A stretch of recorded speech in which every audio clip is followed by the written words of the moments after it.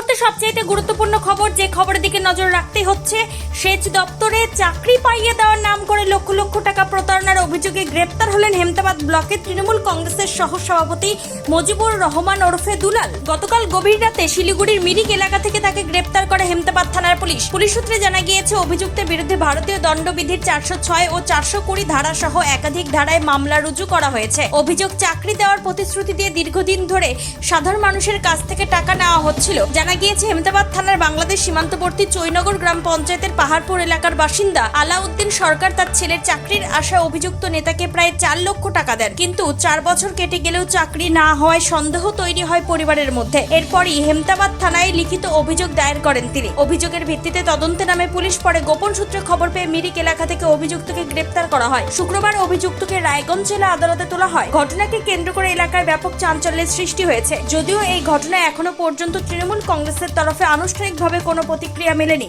উত্তর দিনাজপুরের হেমতাবাদ থেকে নিজস্ব প্রতিনিধির রিপোর্ট, টাইমস 14 বাংলা।